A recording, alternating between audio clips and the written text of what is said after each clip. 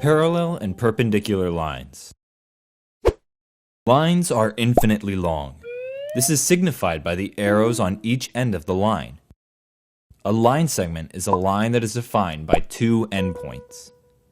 The midpoint is the point that divides the segment into two equal parts.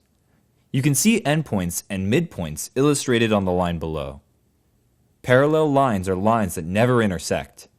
Here's an example. They continue on infinitely, never ceasing. Parallel lines always have the same slope. A transversal is a line that cuts through two parallel lines. Check out the illustration below for an example. Think back to the lesson on angles. The transversal creates 8 angles. Remember that opposite angles are equal.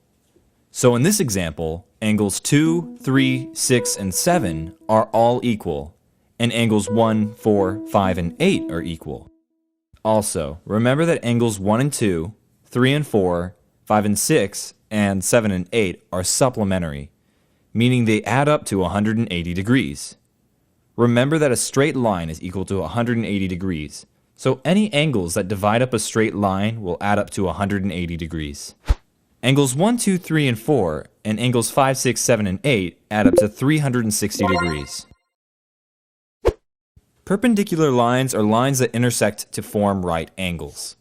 Check out the illustration below for an example of a perpendicular line. As you can see, the lines intersect to form two right angles. Let's get to some practice problems. Number 1. In the figure below, lines L and M are parallel, and AB is equal to AC. If lines AB and AC intersect at point A, which lies on line L, what is the value of x? Angle B is opposite the 30-degree angle we're given, so we know that angle B is equal to 30 degrees. We also know that angles B and C are equal, because of intersecting lines. So knowing that a triangle's three angles have a sum of 180 degrees, we can set up an equation of 30 plus x equals 180 degrees. That's 60 plus x equals 180. Isolate the variable by subtracting 60 from each side, and we have x equals 120. That's our answer.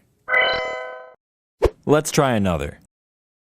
What is the equation of a line that is parallel to the line y equals 2x plus 3 and includes the point 4, 8? We know that the equation of the line will be in the form of y equals mx plus b, and we also know that it will have the same slope of the given line, because the two lines are parallel. This means we can keep the slope of 2 and start working with the equation y equals 2x plus b.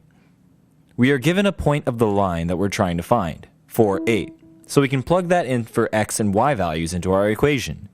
Doing so gives us 8 equals 2 times 4 plus b. 2 times 4 is 8, so we can simplify this to 8 equals 8 plus b.